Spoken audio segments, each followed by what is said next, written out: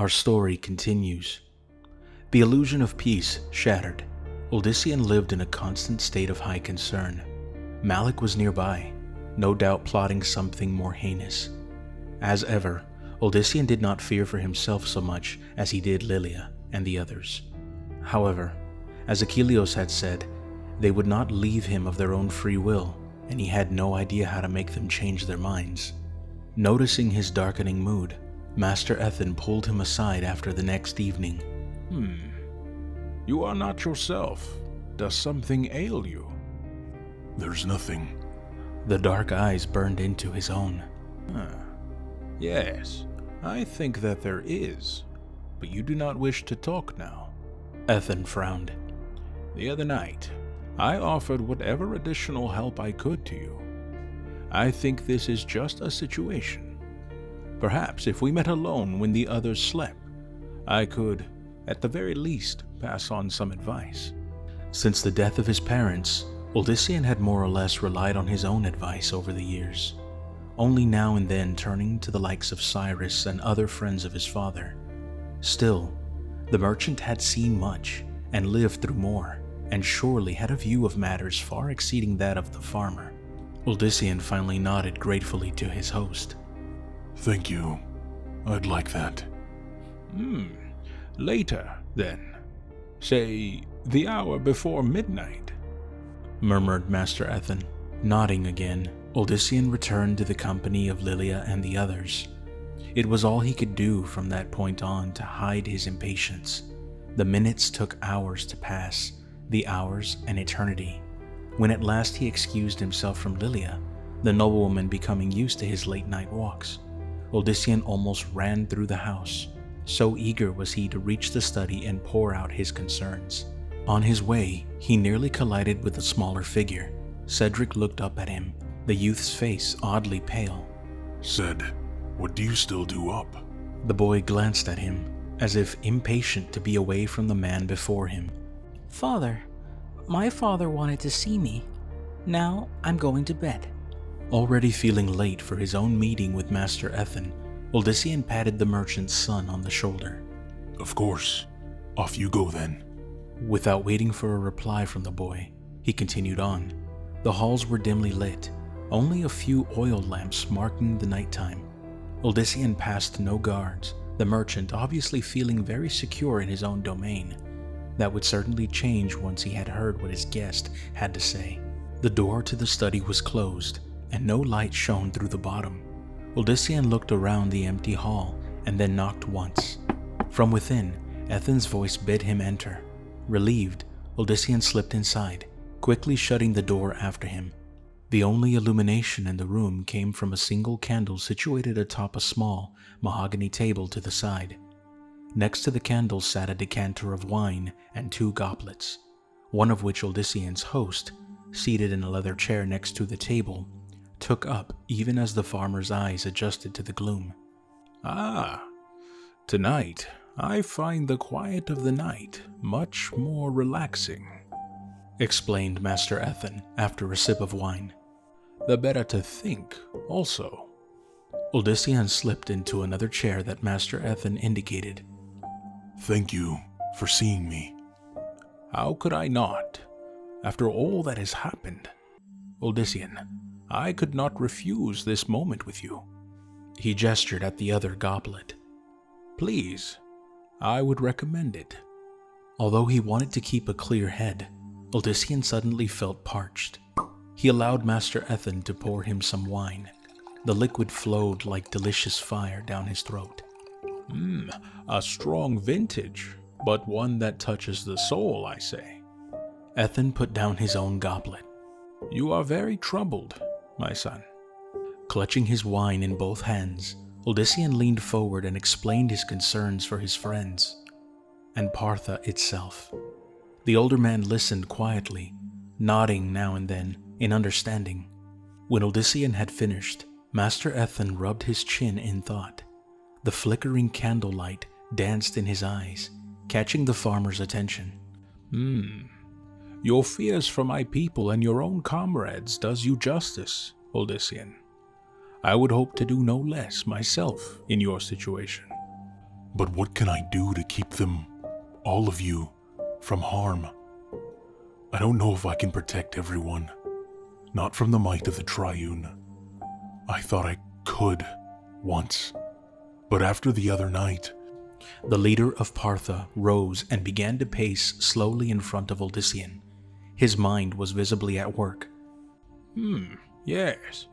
The other night, as you describe it, shows an inconsistency in your gift I would not have expected. It was a telling moment. Ethan paused, looking down at him. You may be correct. What you wield might not be enough against such a force as the Temple. Their tools are legion.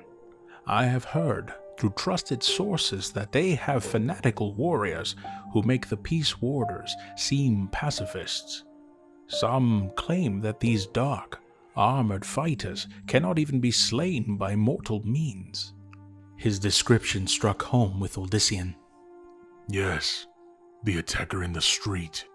As I said, Achilles should have slain him with that bolt, but it only seemed to startle him. The older man stepped from the vicinity of the candlelight, all but disappearing in the shadows in the far corner of the room. So, the stories have merit.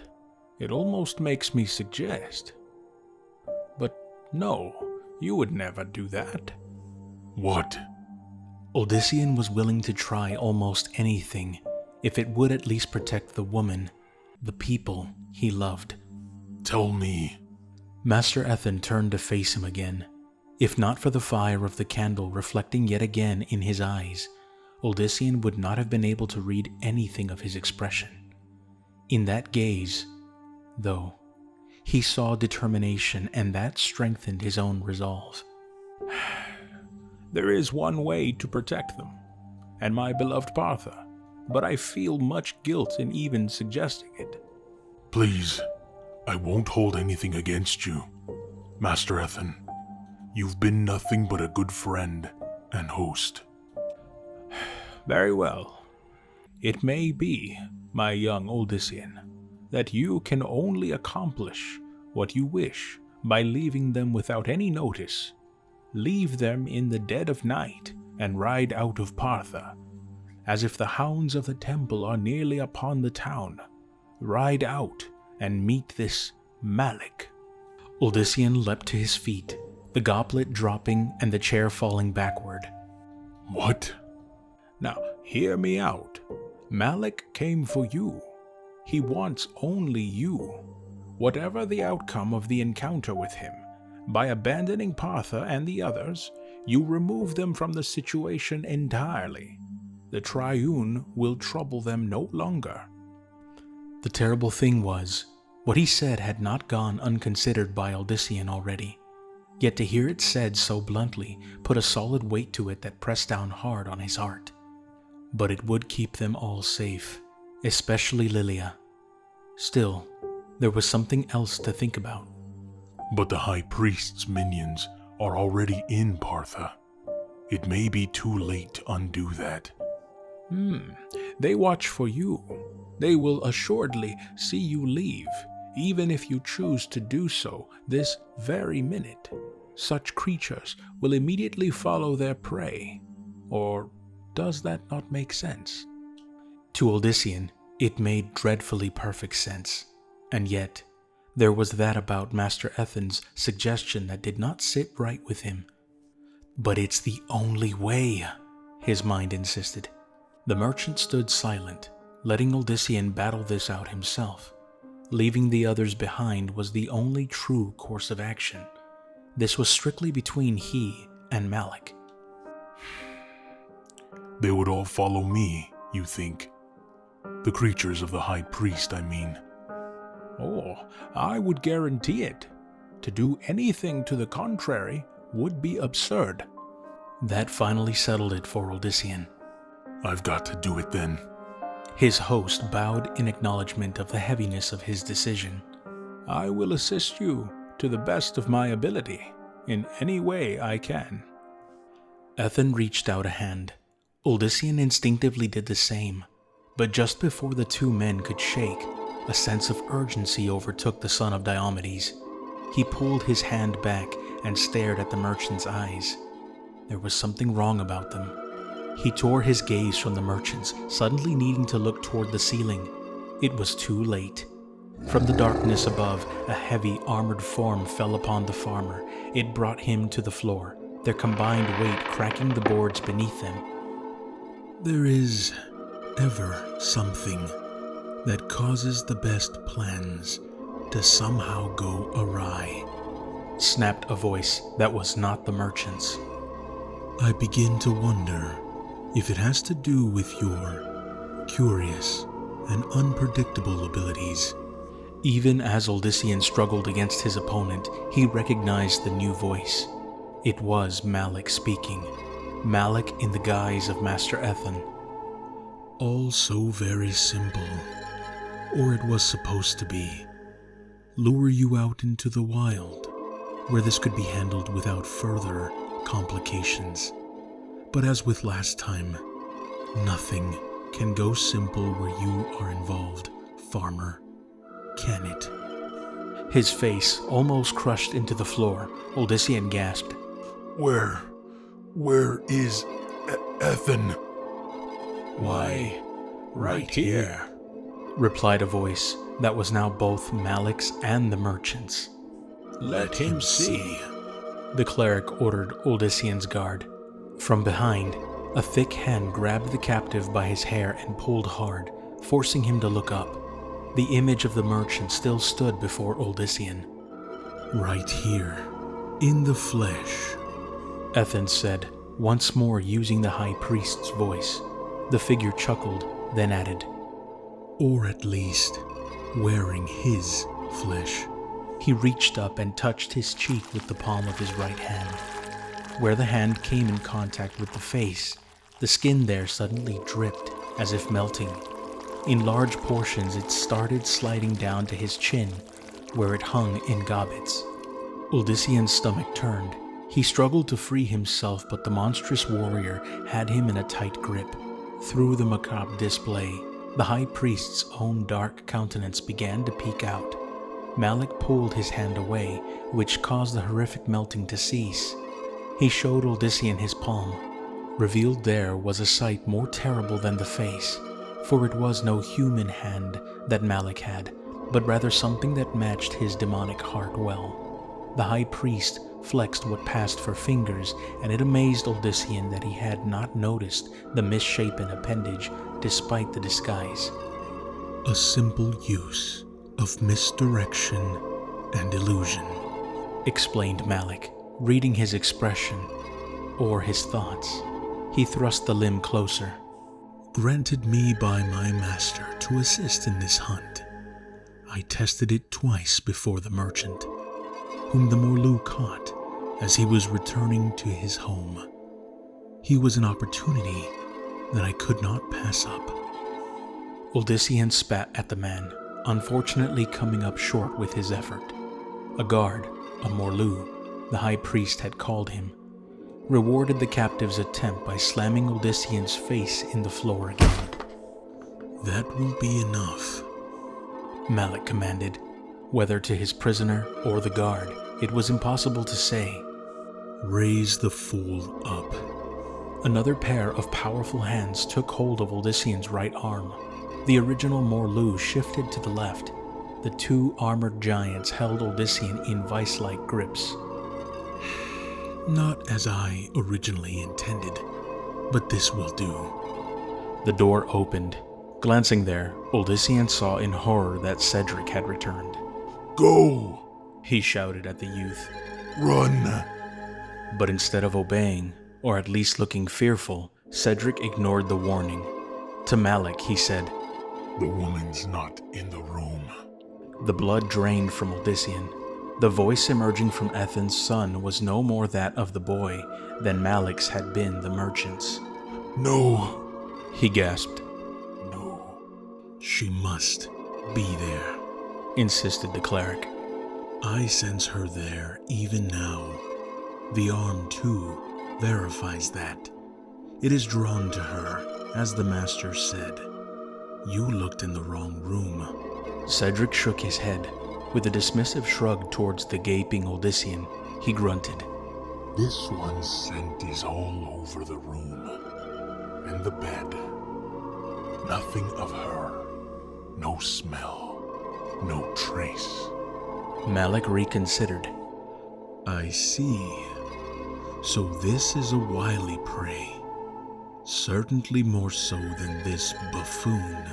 Odyssean could not make sense of everything the pair said, but one bright point stuck out.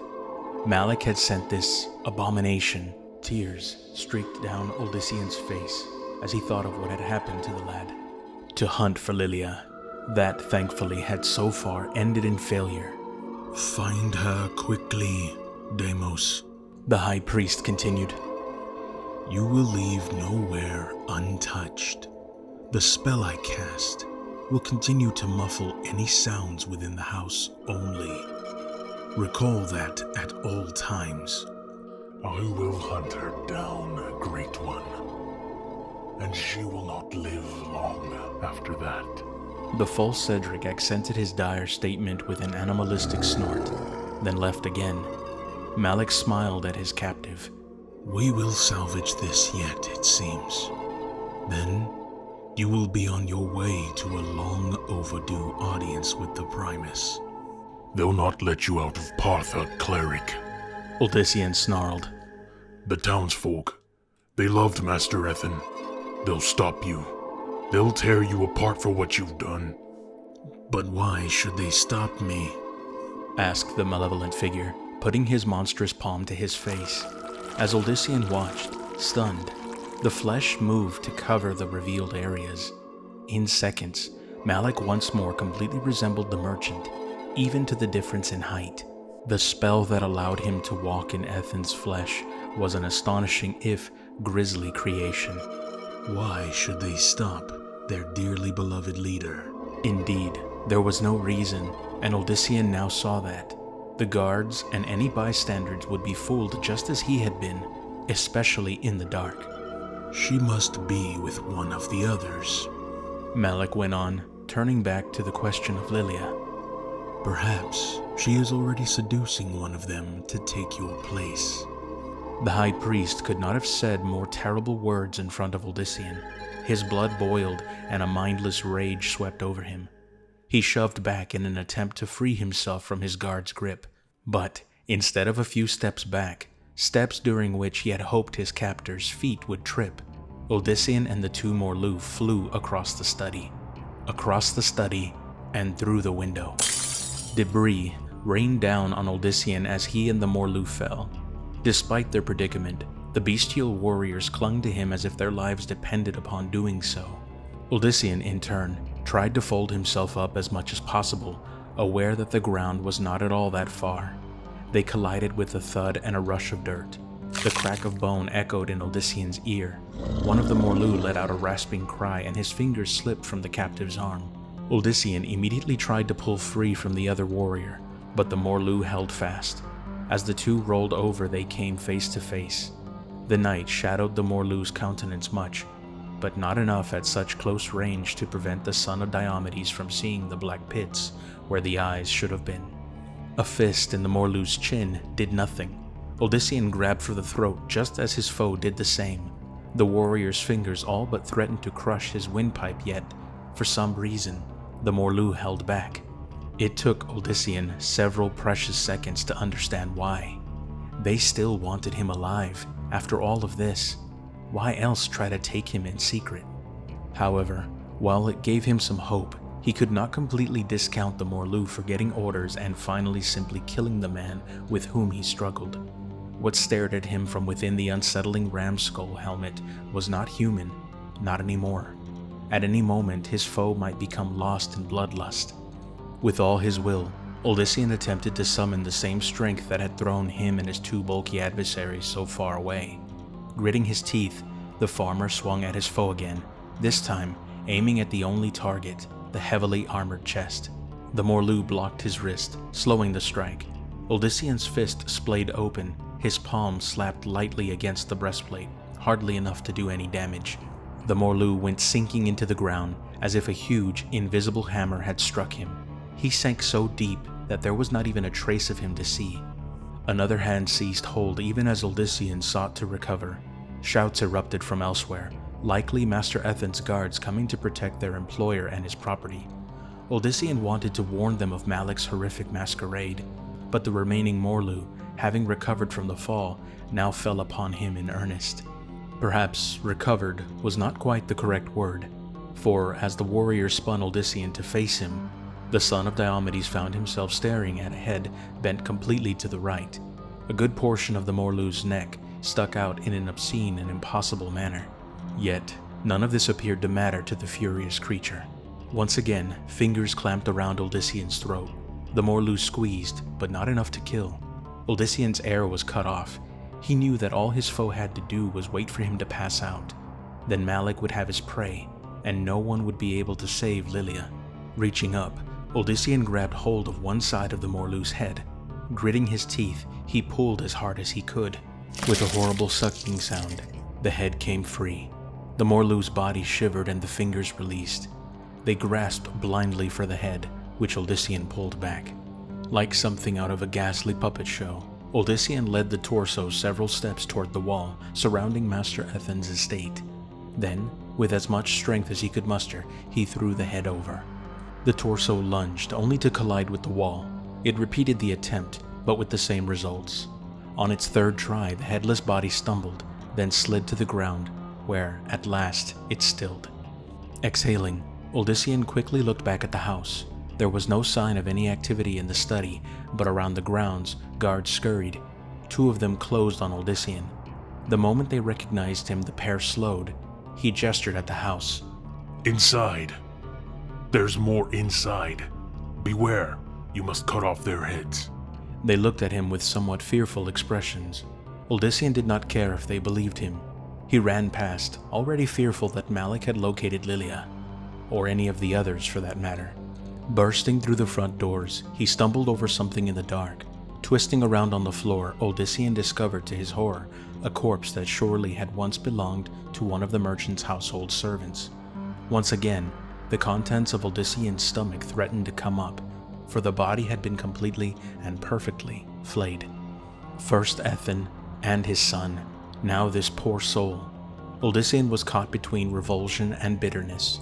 Each of the horrible demises could be tied to him, yet Odyssean was not foolish enough to blame himself alone. Malik was the culprit who had done the foul work, Malik at the bidding of the Primus. Anger again overwhelmed him. There was nothing that Odyssean could do about the mysterious Lucian, but he could try to see about making certain that the high priest troubled them no more, even if he had to sacrifice himself in the process. The guards he had spoken to stopped at the entrance, the torch in the hand of one illuminating the grisly scene for them. They stared round-eyed at Odyssean. Beware, anyone in the house bearing a weapon, or anyone with the semblance of your master and his son. If they are truly Ethan and young Cedric. He had to choke back the emotions swelling up, or else the guards would suspect the truth. Then they will understand that you locking them away is for their own safety. Locking them away? Blurted one man in surprise. For their own sake, and yours. Trust me. If Odyssean had been any other person, the men likely would have rejected his commands, but they knew of his miracles. Odyssean cursed silently, wishing that more than a handful of people had exhibited some abilities akin to his own. At the moment, he would have been happy with Romus or Jonas at his side. Or Achilleos. The archer was his only hope. Achilleos had nearly slain Malik once, and could have killed one of the Morlu, if aware how. As the guards sought to catch their wits, Odyssean raced up the steps to the next floor. Already, he pictured Lilia lying dead in the corridor, and the fear of that coming true urged him on despite his injuries and exertion. The room he shared with her lay directly ahead.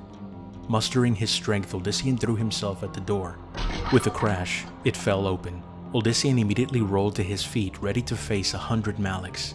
But the sinister cleric was not there, and neither was Lilia. Instead, a frightened young woman huddled in the far corner. Odyssean recognized her as one of the women Master Ethan had commanded to see to the noblewoman's needs while she was his guest. Where is she? He roared, ignoring her fear. Where is Lilia? The woman wordlessly pointed at a huge oak clothing cabinet. In addition to what she had been wearing on her arrival, she now had other garments procured for her by their host. The same went for all of Master Ethan's guests. The man had shown nothing but courtesy and care, and what had happened to him was a true nightmare that Odyssean would never forget. And worse, he now feared that it had also happened to the woman he loved. Why else would the servant point at a shut cabinet and shiver with such horror? Then, something struck a chord. A servant. A household servant. Odyssean recalled the false cleric and how, despite his diminutive appearance, some spell surely hid from sight another monstrous Morlu or the like. Could it be? He whirled around, almost too late. It leapt across the bed at him, the thing swollen beyond the proportions of the skin it wore. Rips and tears spread through the fragile flesh, and beneath them could be seen armor. The face was a contorted mask no longer fitting, and even as the horrific figure fell upon him, Odyssean could not help but again marvel at how Malik's spellwork made size and shape of no consequence to the guise. The two crashed into the cabinet, reducing it to splinters, scraps of stolen skin dropping from his ghoulish countenance. The Morlu raised his hand, a hand in which he now wielded a savage, curved axe. With a grating laugh, he brought it down upon Odyssean.